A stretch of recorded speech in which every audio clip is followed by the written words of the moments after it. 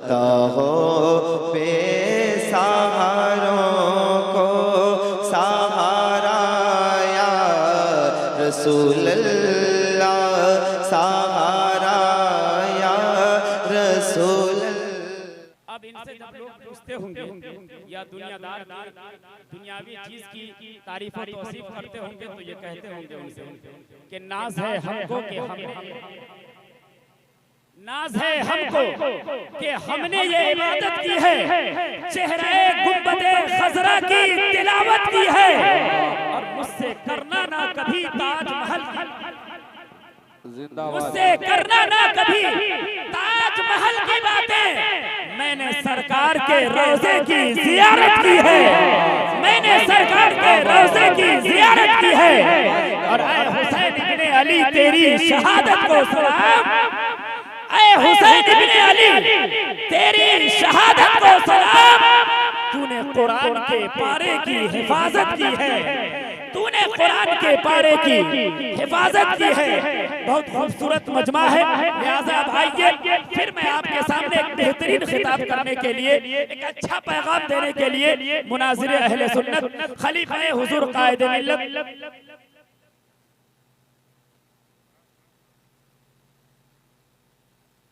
अब एक अच्छा खिताब करने के लिए, अच्छा बयान करने के लिए, एक अच्छे आलिम दीन को, एक अच्छे मुफ्ती को आपके रूबरू करने जा रहा हूँ। लिहाजा अब आइए एक ऐसे खतीब हमारे और आपके रूबरू आ रहे हैं जिनका हर जुमला इंसानी ख्यालात को एक ऐसे मकाम तक पहुँचा देता है जहाँ से सुरूर और इंबिसात के आबशारों का शोर सुनाई देता है और कैफो निशात के चश्मे उबलते होते हैं। मेरी मुराद मुनाज़िर अहले सुन्नत खतीब बावकार हजरत अल्लामा मुफ्ती अहसन रज़ा कादरी साहब क़िबला मद्दसिल्लहुल आली की आमद हो रही है।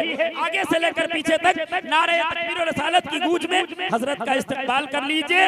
नारे तकबीर, नारे रिसालत, जिक्रे शुहदाए करबला, नारे तकबीर, नारे रिसालत, बारिशे नूरोनी खत आ जाइए, बस में सरकार रहमत आ जाइए, सीरत शाह तैयबा की शमालिए आप ही की जरूरत है आ जाइए।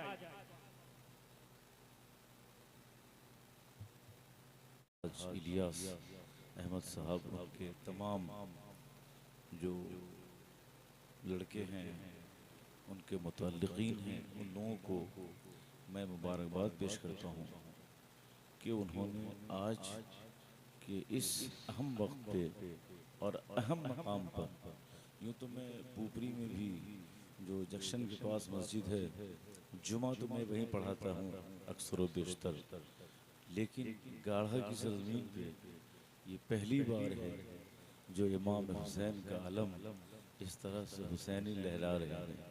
बात शरीयत की है, बात इस्लाम की है, बात इस्लाम के अरकान की है। हज ये अरकान इस्लाम में एक ऐसा अहम रुकन है कि अल्लाह ताला ने इसमें बहुत सारी खूबियाँ अनात फरमाई। आदमी नमाज पढ़ता है, वो रुकू करता है, वो सजदा करता है, वो सलाम पढ़ता है, उठता है, बैठता है, गर्दन फेरता है, सलाम फेरता है, सलाम बोलता है, तहियात पढ़ता है, 1 रुपया खर्च नहीं होता है। आप पूछें इन उलमा से, बोलेंगे ये इबादत है मगर ये जानी और बदनी इबादत है। इसी तरह से जब ज़कात की बात आती है तो गुरबा हैं, यतामा हैं, मसाकीन हैं, जो मसारिफ़ ज़कात हैं, लोग उन्हें ज़कात देते हैं। लोग कहते हैं इसमें तो माल खर्च हुआ है, लेकिन ये हज बैतुल्लाह हम तो तुझे देखकर खुश होते हैं कि हज तू एक ऐसी इबादत है जिसमें जानी माली भी है और जिसमें बदनी भी है, जिसमें मेहनत भी है, जिसमें पैसा भी है, जिसमें इंसान तवाफ़े काबा भी करता है, सही बैन सफ़ा वल मरवा भी करता है, वक़ूफ़े अरफात भी करता है, मिना में क़याम भी करता है, कुर्बानी भी करता है, मुज़दलिफ़ा में क़याम भी करता है। एक हज क्या है, ये जिस्म और हमारे बदन के लिए इतनी मेहनतें हैं उसमें कि जवाब नहीं है।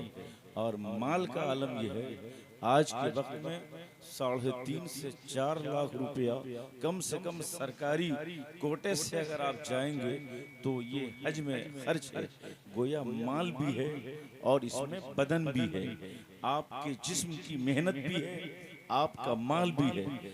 और जो जिस्मानी, बदनी और माली दोनों एतबार से इबादत को एक ऐसा मजमुआ हो तो उसी को हज बैतुल्लाह कहते हैं। फुक़हा इस्लाम फरमाते हैं अय्याम मखसूस में और मखसूस माह में बनीयत इबादत चंद मकामात मुक़द्दसा की जियारत का नाम हज बैतुल्लाह है। एक हाजी बैतुल्लाह के हज से आया है और ऐसा आया है कि दुनिया के जितने भी हाजी हैं जिन्होंने हज का पैगाम दिया, जिन्होंने हज की फर्जियत बताई, वही रसूल फरमाते हैं अल्लाह ने जिसे तौफीक हज अता फरमाई, जिसने सही किया, जिसने तवाफ किया, जिसने वकूफ अरफा किया, फिर वहां से हज के अरकान सही तौर पे अदा करके आ गया और अल्लाह ताला ने उसके हज को कबूल फरमा लिया, तो ये समझो कि अपने गुनाहों से मुकम्मल पाक होकर आ गया है।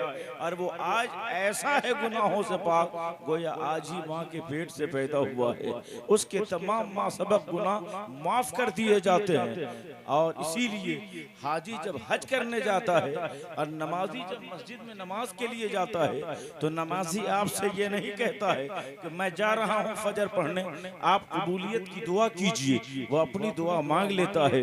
मैं जा रहा हूँ मगरिब की नमाज पढ़ने के लिए, आप दुआ कीजिए, लेकिन नहीं, वो अपनी दुआ खुद मांग लेता है। मगर हाजी जितने कदम उठाता है, यहाँ से कदम उठाया दुआ करवा रहा है, घर से निकला दुआ करा रहा है, मुंबई कोलकाता गया या जिस जगह से उसे उड़ान भरनी है अपने तमाम मुताल्लिकीन से कहता है हज में जा रहा हूँ, कबूलियत की दुआ कीजिएगा, चूंकि जानी भी मेहनत है, वहाँ जानी बदनी भी मेहनत है और माल भी जा रहा है। कहीं ये हज नाकाम हो गया तो हमारे गुनाह माफ नहीं होंगे। इसीलिए हाजी अपने हज को खालिसन लिवजहिल्लाह करने के लिए ये दुआएं मांगता है और दुआओं की दरख्वास्त करता है। गोया इबादत ऐसी हो जो खुराफात से खाली हो, इबादत ऐसी हो जो गलत और बिदआत और रसूमात से खाली हो, इबादत ऐसी हो जो खालिसन लिवजहिल्लाह हो, इबादत ऐसी हो जो खालिसन रज़ाए इलाही के लिए हो। फिर तो वो इबादत ऐसी है जो आपकी शरीयत उसका मुक्तजी है। और इसी को बचाना है, इसी को बचाने के लिए सहाबा किराम ने इतने मैदानों का सफर फरमाया, मैदान उहद, ग़ज़वा बद्र, हुनैन, इन सब की जंग और लड़ाई का मकसद क्या था? मकसद ये था मुस्तफ़ा के दीन की सरफराजी हो, मकसद ये था शरीयत मुस्तफ़ा का तहफ़्फ़ुज़ हो, मकसद ये था इस्लामी तशख़्ख़ुसात का तहफ़्फ़ुज़ हो। गोया हम बचे ना बचे, हमारा इस्लाम बच जाए। अमीर हमजा की शहादत बोलती है हम बचे ना बचे, हमारा काफिला लुट जाए, मुस्तफा की शरीयत बच जाए। और जितने भी शोदा हैं उनका यही मकसद है हमारी गर्दन कट जाए, लेकिन कुरान की अजमत कटने न पाए, शरीयत बिकने न पाए। यही सबसे बड़ा पैगाम करबला की सरजमीन पर इमाम आली मकाम सैयदना हुसैन शहीद करबला ने दिया। कहा ए मेरे इमाम के लोगों, अगर इस्लाम और शरीयत को तब्दील करने की बात आएगी तो हुसैन चुप नहीं रहेगा, अली अकबर देगा, मगर शरीयत को बचाने के लिए मैदान में खड़ा रहेगा। अली असगर देगा, मगर शरीयत मुस्तफ़ी को बचाने के लिए करबला में खड़ा रहेगा। अपने कासिम को लुटाएगा, मगर मुस्तफा की शरीयत को लूटने नहीं देगा। गोया हुसैन वो है जिन्होंने शरीयत का तहफ़्फ़ुज़ किया, जिन्होंने शरीयत की हिफाजत फरमाई। आज तारीख़ इस्लाम गवाह है, इमाम आली मकाम ने जिस इस्लाम को जरूरत थी, जिस चीज की, उस चीज से आप यारी फरमा दिया। आज जो इस्लाम का लहलहाता हुआ सरसब्द शादाब चमन आपकी नजर के सामने है, ये यूं नहीं है, ये खून अली अकबर से सींचा गया है, खून अली असगर से सींचा गया है। और जब शरीयत की हिफाजत और उसके तहफ़्फ़ुज़ की बात आई है तो सिर्फ इमाम आली मकाम ने नहीं, इमाम आली मकाम के बाद उनके वो लोग जो उनके दामन से वाबिस्ता रहे, उन्होंने भी शरीयत की हिफाजत किया है। आज मैं आपके सामने बरेली के एक आलिम दीन का तज़किरा कर रहा हूँ। आज मैंने अपना फोटो खिंचवा लिया, आज आपने अपना वीडियो बनवा लिया, आपने अपनी तस्वीर खिंचवा लिया, शाया करवा दिया। आपकी मजबूरी है आधार में तस्वीर देना, आपकी मजबूरी है पासपोर्ट में तस्वीर लगाना, आपकी मजबूरी है हज बैतुल्लाह के लिए अपनी तस्वीर खिंचवाना। मगर हम एक बात कहें, जब मुस्तफा की शरीयत के तहफ़्फ़ुज़ की बात आ रही है तो सब बिकने वाले नहीं होते हैं, सब हालात से समझौता करने वाले नहीं होते हैं, सब हालात के सामने घुटने टेकने वाले नहीं होते हैं। मुफ्तियों ने कहा अगर भारत की सरकार का ये निर्णय और फैसला है कि तस्वीर खिंचाई जाएगी तो हज जरूरी है और तस्वीर खिंचवाना जरूरी है। मुफ्तियों का दारुल इफ्ता बोल रहा है कि अगर भारत का ये फैसला है तो फिर तस्वीर जरूरी है। भारत के जितने भी मुफ्तियान कराम हैं उनका दारुल इफ्ता बोल चुका है। इंदिरा गांधी की सरकार ने जो फैसला किया है हम उसे मानते हैं, मगर इसी बरेली की सरजमीन पर उसकी टूटी चटाई पर बैठा हुआ जिसे आप मुफ्ती आजम कहते हो, शहजादा आला हजरत खड़ा हुआ, ओ इंदिरा गांधी तू क्या बोल रही है? हम मुस्तफा की शरीयत में किसी चीज से समझौता नहीं कर सकते हैं। भारत की तारीख बताती है मुफ्ती आजम ने हज किया और पूरे भारत में तन्हा वो हैं जो जिन्होंने तस्वीर नहीं खिंचाई और भारत की हुकूमत को घुटने टेकना पड़ा। अरे एक मुफ्ती आजम ने बरेली से भारत के इस हुकूमती फैसलों को घुटने टेकवा सकता है तो मुझे कह लेने दो, बदल डाले निज़ाम हर दो आलम आने वाहिद में अगर जिद पर कोई आ जाए दीवाना। वाह जिंदाबाद, नारे तकबीर, नारे रिसालत, मसलके आला हजरत फैजाने हुजूर मुफ्ती आज़म हिंद, मसलके आला हजरत जिंदाबाद जिंदाबाद। आज मैं मुबारकबाद पेश करूंगा हजरत मुफ्ती फैयाज साहब।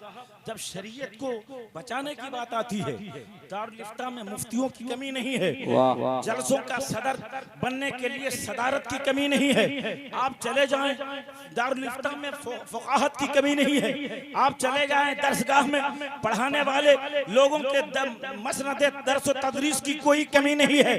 एक से एक मौलवी, एक से एक मुहद्दिस, एक से एक मुफ्ती, एक से एक काजी आपको हिंदुस्तान की सरजमीन पे मिल जाएंगे, मगर बज़्म सदारत और है और मिल्लत की डूबती हुई कश्ती को बचाने के लिए क़यादत मालूम है।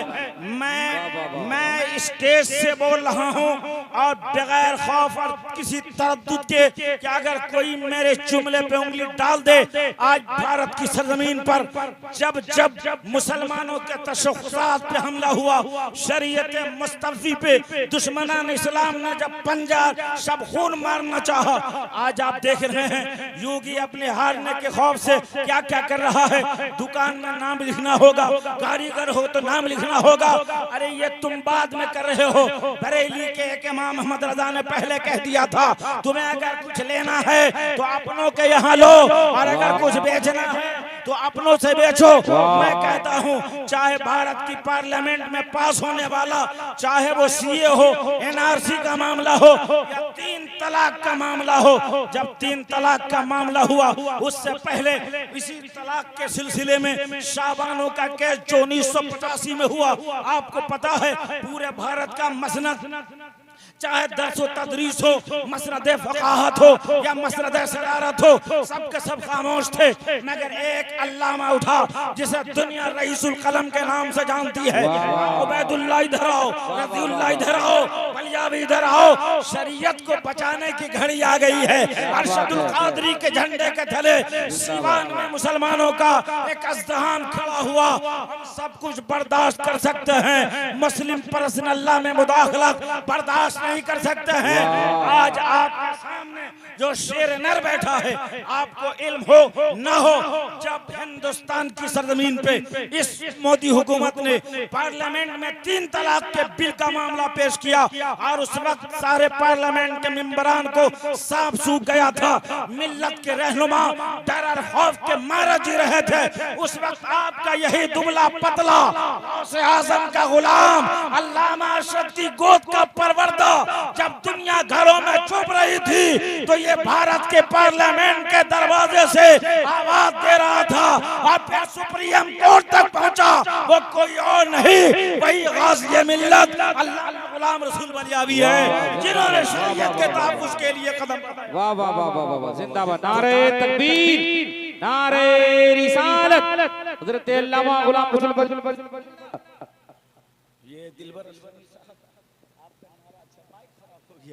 तो इतने बड़े अल्लामा बैठे हैं जो अहले सुन्नत के अभी वसीम कायद हैं, अल्लाह ताला इनको सलामत रखे, अहद को कबूल फरमाए और हम लोगों को शरीयत के तहफ्फुज़ के लिए जब ये आवाज़ दें हमें दौड़ जाने की ज़रूरत है। अल्लाह ताला हमें इसकी तौफीक अता फरमाए, आमीन या रब्बल आलमीन, बजाहे हबीब का सय्यदुल मुरसलीन व आखिरु दावाना अनिल हम्दुलिल्लाहि रब्बिल आलमीन। अस्सलामु अलैकुम। जिंदाबाद, माशाअल्लाह।